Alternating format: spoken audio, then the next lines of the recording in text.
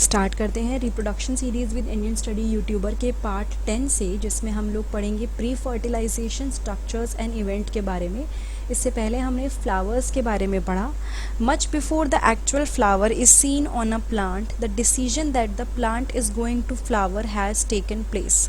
मतलब कि जब हम कोई चीज़ देखते हैं, कोई फ्लावर देखते हैं, प्लांट पे जब कोई फ्लावर दिखना शुरू होता है, उससे पहले काफ़ी टाइम पहले ही प्लांट क्या होता है, डिसीजन ले चुका होता है कि फ्लावर यहाँ पे आएगा। That the plant is going to flower has taken place. वो डिसीजन कि फ्लावर यहाँ पे आएगा वो पहले ही हो चुका होता है। Several hormonal and structural changes are initiated which lead to the differentiation and further development of the floral primordium। यानी कि बहुत सारे हार्मोनल और स्ट्रक्चर में चेंजेस आते हैं, इनिशिएट होते हैं, जिसकी वजह से क्या होता है, डिफ्रेंसिएशन होता है, अलग अलग पार्ट डिवाइड होते हैं, अलग अलग पार्ट प्रॉपर फ्लावर के पार्ट में डेवलप होते हैं और डेवलपमेंट होना शुरू हो जाता है फ्लोरल प्राइमोडियम का। यानी कि जो अर्लियर स्टेज होती है किसी भी फ्लावर की, वो बिल्कुल जब स्टार्ट होता है डेवलप होना, उस स्टेज का प्रॉपर डेवलपमेंट होना शुरू हो जाता है।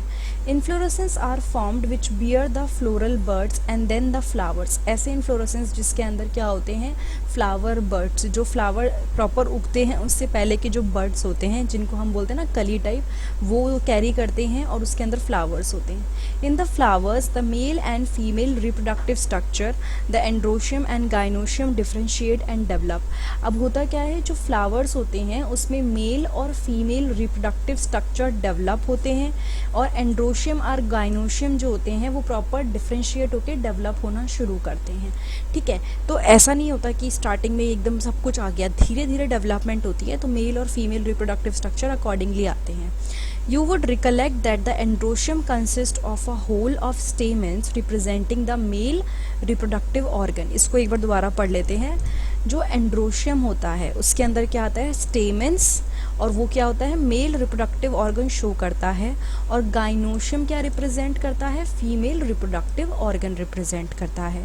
तो इसने बोला है कि अगर आप ध्यान दें तो एंड्रोशियम आपको समझ में आएगा, उसके अंदर स्टेमेंस होते हैं जो मेल रिप्रोडक्टिव ऑर्गन दिखाता है, और गाइनोशियम होते हैं जो फीमेल रिप्रोडक्टिव पार्ट दिखाता है। ठीक है, मैंने आपको इससे पहले की वीडियो में बताया भी था कि कौन सा पार्ट मेल रिप्रोडक्टिव ऑर्गन होता है, कौन सा पार्ट फीमेल रिप्रोडक्टिव ऑर्गन होता है। ठीक है, नो नेक्स्ट पे आ जाते हैं, स्टेमन, माइक्रोस्पोरेंजियम एंड पॉलन ग्रेन्स। ठीक है, फिगर 2.2a, अगर हम यहाँ की बात करें, ये वाला स्ट्रक्चर ये क्या दिखा रहा है, the two parts of the typical stamen, the long and slender stalk called the filament and the terminally generally bilobed structure called the anther। इसमें आप दो स्ट्रक्चर देख पा रहे हो, एक तो लंबा सा स्टॉक काइंड ऑफ स्ट्रक्चर है, ये जो लंबी सी चीज़ जा रही है दैट इज़ योर स्टॉक, और फिलामेंट इसको हम बोलते हैं। ठीक है, उसके ऊपर अगर आप ध्यान दो, जस्ट अ मिनट, उसके ऊपर यहाँ पे देखिए तो ये क्या है, आपका एंथर आपको देखने को मिलेगा। ये क्या दिख रहा है, एंथर का पार्ट है। The proximal end of the filament is attached to the thalamus or the petal of the flower। अब होता क्या है, जो इसका नीचे का जो कोना होता है ना, फॉर एग्जाम्पल ये वाला पार्ट, ये आपको दिख रहा है जिस पे मैं गोला लगा रही हूँ, ये पार्ट जो पेटल होते हैं, थैलेमस जो होता है वहाँ से अटैच्ड होता है। The number and length of stamen are variable in flowers of different species. यानी कि कितने स्टेमन्स होंगे और स्टेमन्स की लेंथ क्या होगी, वो अलग अलग फ्लावर्स में, जो अलग अलग स्पीसीज के फ्लावर होते हैं उसमें डिफरेंट होता है। If you were to collect a stamen each from 10 flower and arrange them on a slide, you would be able to appreciate the large variation in size seen in nature। यानी कि अगर आप 10 flower लो, 10 के 10 flower में से आप क्या करो, सबके स्टेमन्स को ले और इकट्ठा करके आप लगाओ, तो आपको डिफरेंस पता चलेगा कि कितनी वैरायटी में स्टेमन्स प्रेजेंट होते हैं। Careful observation of each stamen under a dissecting microscope and making neat diagram would elucidate the range in shape and attachment of anther in different flowers। यानी कि जब आप बहुत ही ध्यान से ऑब्जर्व करोगे हर स्टेमन को एक डाइसेक्टिंग माइक्रोस्कोप के अंडर, और आप मतलब एक साफ़ सुथरा डायग्राम बनाओगे, तो आपको अलग अलग शेप और मतलब डिफरेंट टाइप की अटैचमेंट भी देखने को मिलेंगी जो होती हैं एंथर्स की फ्लावर्स के अंदर। मतलब ऐसा नहीं है कि ये एक कॉमन स्ट्रक्चर है, तो ये आपको समझाने के लिए यूज़ हुआ है। अलग अलग चीज़ें आपको देखने को मिलेंगी हर डिफरेंट काइंड ऑफ फ्लावर्स में। So now a typical angiosperm anther is bilobed. अगर एक नॉर्मल हम लेके चलें किसी भी एंजियोस्पर्म का जो एंथर होता है, ये वाला पार्ट जहाँ पे मैं सर्कल लगा रही हूँ, वो बायलोब्ड होता है। मतलब हर एक लोब जिसमें 2 थिका होते हैं, दे आर दी डायथिशियस। देखिए यहाँ पे आपको दिख रहा है, ये देखो 2 लोब दिख रहे हैं ना। मैं आपको इसको ना पेन से दिखाती हूँ। ये देखो 2 लोब है, ठीक है। एक लोब ये हो गया 1, एक लोब ये हो गया 2, ठीक है। और इसने क्या बोला, और हर लोब के अंदर 2 थिका हैं, तो 1 2 1 2। तो ये ओवरऑल स्ट्रक्चर है कि बायलोब्ड है, जिसके अंदर क्या है, 2 थिका हैं, दे आर डायथिशियस। उसके बाद often a longitudinal groove runs lengthwise separating the theca.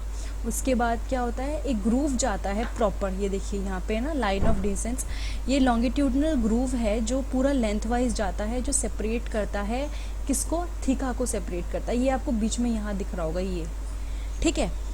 उसके बाद है let us understand the various types of tissues and their organisation in the transverse section of an anther 2.3a। यानी कि अब हम समझने की कोशिश करते हैं किसको, डिफरेंट टाइप ऑफ टिश्यूज़ और उनकी ऑर्गेनाइजेशन एक ट्रांसफर सेक्शन में। आपने पढ़ा ही होगा कि लॉन्गिट्यूडनल सेक्शन होता है जो डायरेक्ट सीधा सीधा लो, और ट्रांसफर्स जब आप उसको हाफ हॉरिजॉन्टली काटो। The bilobed nature of an anther is very distinct in the transverse section of the anther, ठीक है। अगर आप बायलोब नेचर देखो, जो यहाँ पे बायलोब 2 लोब का दिख रहा है, वो बहुत ही डिस्टिंक्ट होता है, अच्छे से क्लियर होता है अगर आप एक ट्रांसफर सेक्शन देखो तो। The anther is a four sided structure consisting of 4 microsporangia located at the corner, 2 in each lobe. तो एंथर क्या होता है, एक 4-साइडेड स्ट्रक्चर होता है, टेट्रागोनल स्ट्रक्चर बोला है, जिसके अंदर क्या होते हैं, 4 माइक्रोस्पोरेंजिया लोकेटेड होते हैं 2 हर लोब में। यानी अगर 2 हर लोब में बोल रही हूँ तो हर क्या है, ऐसे 2 यहाँ 2 यहाँ, तो ये 4 हो गए, ठीक है। एक सेकंड रुकिए। अब हमने पढ़ा था कि ट्रांसफर सेक्शन क्या होता है। मैंने आपको एक चीज़ बताई थी, लॉन्गिट्यूडनल, अगर आप किसी चीज़ को, फॉर एग्जांपल कोई ऐसी चीज़ है, एक बॉक्स है, ठीक है, कोई भी प्लांट है, अगर आप उसको ऐसे कट कर रहे हो तो that would be your longitudinal section. अगर आप उसको ऐसे कट करके सीधा फिर इसको माइक्रोस्कोप के नीचे रख के देखोगे इस पूरे स्ट्रक्चर को, तो वो क्या होगा, लॉन्गिट्यूडनल हो जाएगा। लेकिन जस्ट अपोजिट में आपको अभी जस्ट अ मिनट में यही दिखा देती हूँ आपको। अब एक दूसरा अपोजिट केस ले रही हूँ मैं, कि मेरा कोई चीज़ ऐसे है और मैं उसको ऐसे कट करूँ, तो ये होता है ट्रांसफर सेक्शन, ठीक है। वैसे तो आपने पढ़ रखा होगा, बट फिर भी मेरे को लगा मैं क्लियर कर देती हूँ।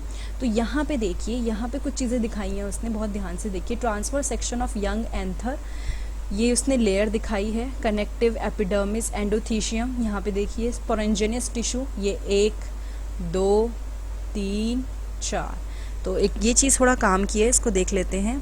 स्पोरेंजियस टिश्यू की जो लोकेशन है वो बहुत अच्छे से दिखाई है, ये जो इसकी टिश्यू की है, ठीक है। 1 2 3 4, ये आपको पढ़ना ज़रूरी है क्योंकि आगे आप पढ़ोगे।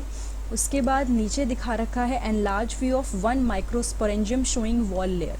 फिर एक माइक्रोस्पोरेंजियम का एनलार्ज व्यू दिखा रखा है, जिसके अंदर आपको अलग अलग लेयर देखने को मिलेंगी।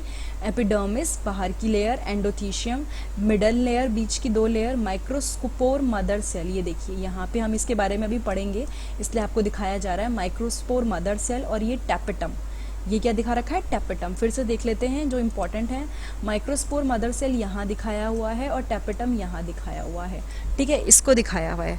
सो इसको अभी हम पढ़ेंगे, अभी इसको रहने देते हैं, दोबारा से हम उस पर आ जाते हैं। Just a minute. Now the microsporangia develop further and become pollen sac. जो माइक्रोस्पोरेंजिया होता है वो क्या होता है, वो डेवलप हो जाता है अच्छे से और वो पॉलन सेक बना लेता है। They extend longitudinally all through the length of an anther and are packed with pollen grains. ये पूरा का पूरा लेंथवाइज लॉन्गिट्यूडनली जो माइक्रोस्पोरेंजिया है वो पूरा लॉन्गिट्यूडनली एक्सटेंड करता है और all through the length of anther and are packed with pollen grains. और इसके अंदर क्या होते हैं, पॉलन ग्रेन्स होते हैं, ठीक है। ये हम लोगों ने मोस्ट ऑफ द चीज़ पढ़ ली हैं। लाइक हमने इसका स्ट्रक्चर पढ़ लिया, अबाउट एंथर पढ़ लिया। तो ये हमारा पार्ट 10 था reproduction series with Indian study YouTuber का, जिसमें हमने मेजर पार्ट पढ़े। इसके जस्ट नेक्स्ट पार्ट में हम लोग स्ट्रक्चर जो है माइक्रोस्पोरेंजियम का, माइक्रोस्पोरेंजेनेसिस, ये सब टॉपिक कवर करेंगे, प्लस पॉलन ग्रेन को लेके कवर करेंगे। इससे पहले के पार्ट में हमने फ्लावर के बारे में पढ़ा था, और जो फर्स्ट यूनिट है हमने उसको पार्ट बाय पार्ट कवर किया है। अगर वो सारी वीडियोज़ आप देखना चाहते हैं तो नीचे डिस्क्रिप्शन बॉक्स में मैं लिंक दे दूँगी प्लेलिस्ट का, वहाँ सेलेक्ट करेंगे आपको मिल जाएगा, वरना डायरेक्टली मेरे चैनल पे बायोलॉजी प्लेलिस्ट पे जाइए, वहाँ नीचे आपको reproduction series with Indian study YouTuber मिलेगी, जिसमें ये सारे चैप्टर्स मिल जाएंगे। Thank you so much.